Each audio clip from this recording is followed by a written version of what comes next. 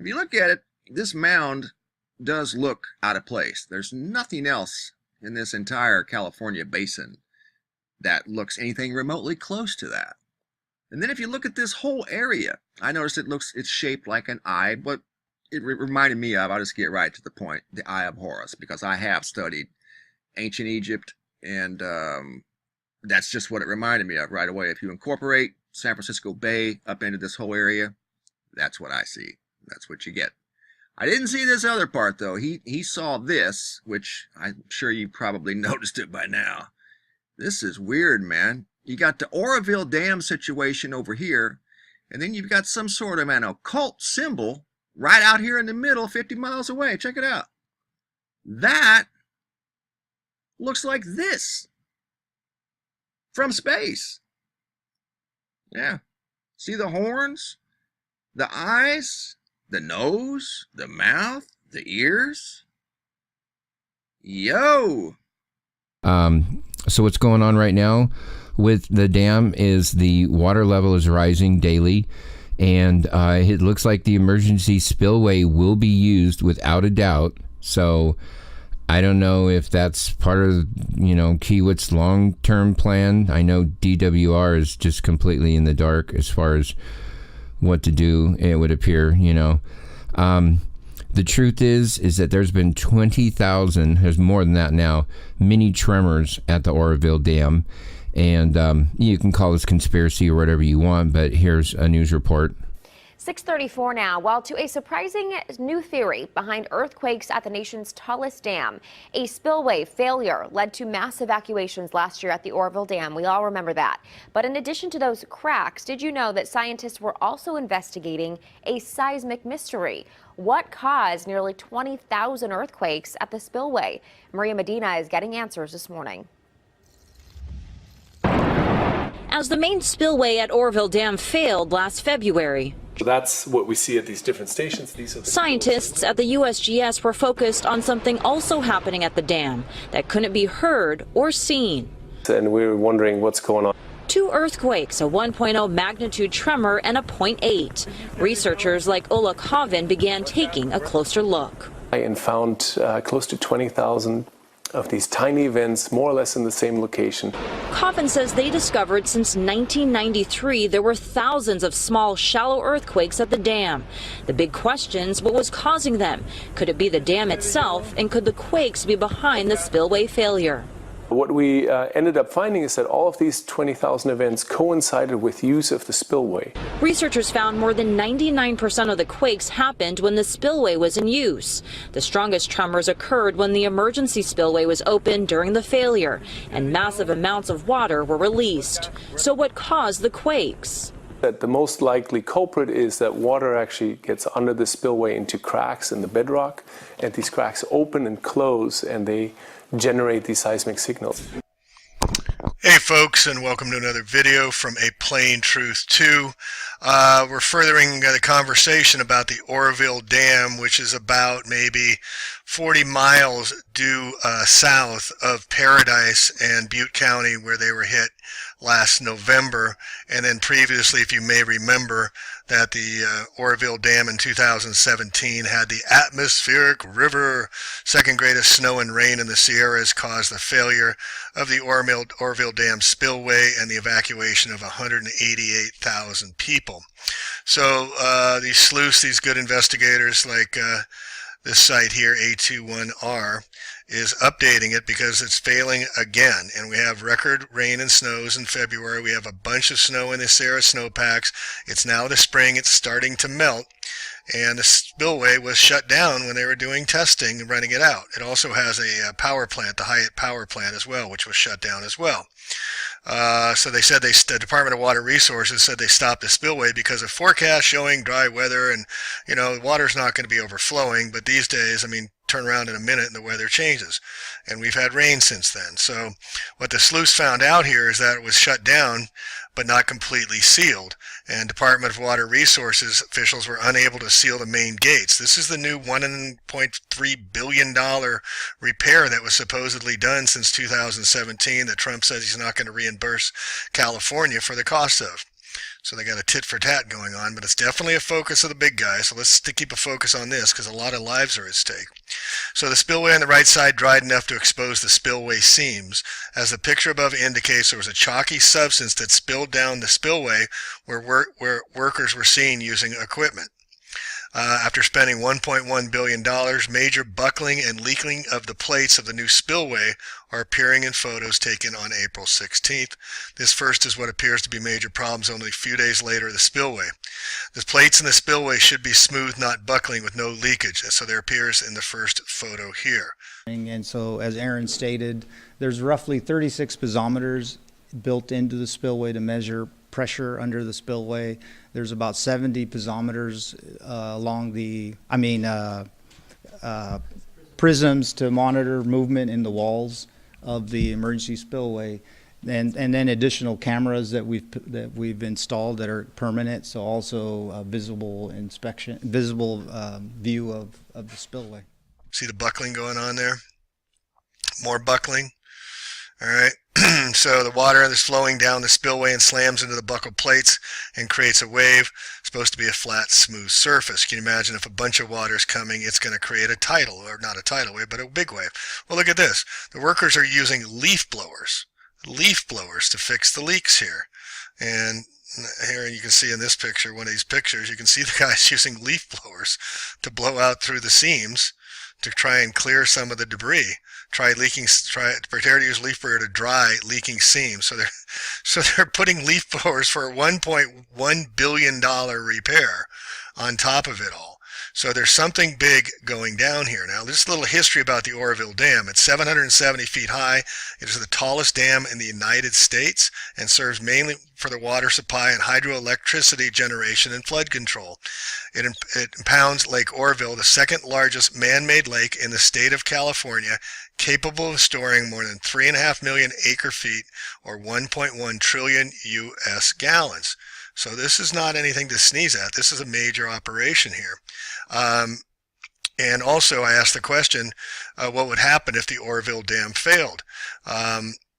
According to UC Berkeley's Robert Bea, civil engineer, states that maybe at the cusp of utter disaster, one major storm, which we're going to get into in a sec, could send a wall of water down the Sacramento Valley, wiping out small towns and farmland, inundating parts of the city of Sacramento, and flooding the Sacramento Delta, flattening its levees, knocking out the gigantic state and federal pumps that supply much of the Southern California with water. And Bea is one of the top authorities on disasters in this scale. Now, you may remember from a previous post I did that we had the U.S. Geological Survey beware of the new term arc storm.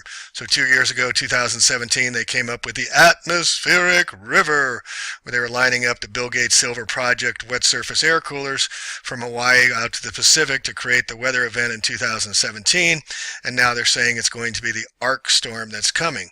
The arc storm is an unprecedented event that hits California, and they're comparing it to the storms that hit in relativity to what they're expecting in the Great Flood of 1862 that was caused by the arc storm.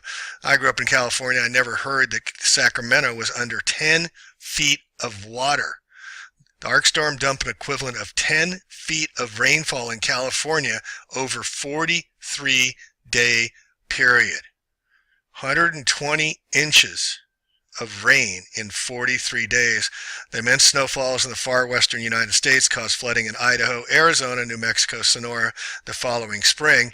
Sacramento was so underwater, the governor of the time, the first governor, Leland Stanford, had to move his office to San Francisco because Sacramento was underwater all year. So is that what we're seeing again now? Well, here's Dave Hodges' take on it the other day. And he goes through the whole scenario, probably using this other guy's, but the dam is already topped off. I mean, if you're out here in California, you look at Clear Lake and some of these other lakes, they're topped. There's no room for them to go. And I was expecting this arc storm to hit this spring and making it really hellacious and knock out these dams, because they have 8 mega dams in their mega dam project they want to put in the Central Basin. All hydroelectric power. PG&E runs the battery power for all the cars and all the electricity. But it looks like there's another scenario that they may let this dam fail in Oroville. Again, it's the largest dam. And many new Californians in Butte, Sutter, and Utah have expressed great concern over what they have seen in error codes from the Oroville Dam Data Exchange Center's hourly charts from the Department of Water Resources. And it goes on to say they're playing funny with the error codes about reading all these sensors about what are in the dams and how these sensors are not recording. They're turning them off. They're also turning off the cameras to see these leaks because they're having major problems. And here again, you see the buckling of these, look at that, the buckling of the spillway, and you see below where it was in 2017, all the havoc it caused. So here's this great fix that they have using leaf blowers to repair it. They're turning off the cameras and not letting people see. So Dave Hodges says, the experts I speak with, but he doesn't name them, the water be rushing out at 75 miles an hour. This isn't a failure. The water would be 30 feet high. Sacramento would be underwater in less than an hour. It would take 2 hours from the Department of Resources said take 2 hours to reach Sacramento, and almost 2 million lives would be at risk. So I'll put this in the show notes as well. But take a look at what the experts are saying about the earthquakes that have been happening in underneath the dams. For every time they do the spillway, there's earthquakes that are occurring as well. So let's take a look at that. So here's another reason I think there's a high possibility that the dam failure will be an engineered event. When the spillway failed back in February 2017, you can see it started on the beginnings of February 6th to the 10th. So they had plenty of time while it was failing. February 9th, the main spillway was reopened. Oh, it's all going to be fine.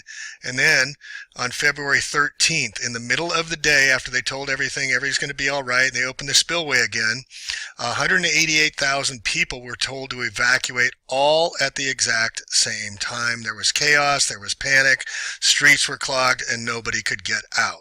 Was this a test run to see how many people could get out? The evacuation order was reduced to an evacuation watch by emergency management officials and the Department of Water Resources, and people were allowed to return to their evacuated areas. So this was at 2:45 on Valentine's Day. Imagine that. And they told them to get out. Well, what does this compare to? Remember how we have all the drills, 9/11, and the pre-drills before all the false flags events? Well, the same damn thing happened in the Paradise fires. 2017, there was a fire evacuation drill, and that was based on the 2008 fires where people were caught in massive traffic jams. This is in Paradise, California, just about 30 miles up the road from Oroville Dam. The flames burning on both sides of the road as they sat trapped in cars. Sound familiar? The city did indeed come up with a plan. This was in 2017, involving sequenced evacuations, conversions of streets to one-ways, and a fire drill. Phil John, chairman of the Paradise Ridge Fire Safe Council, is quoted in the article saying that worked to save thousands of lives when the campfire arrived. Total bullshit. You remember that they said the fire was traveling at 80 football fields a minute, 272 miles per hour. Yet we have testimony after testimony after testimony of people saying they were not allowed to leave.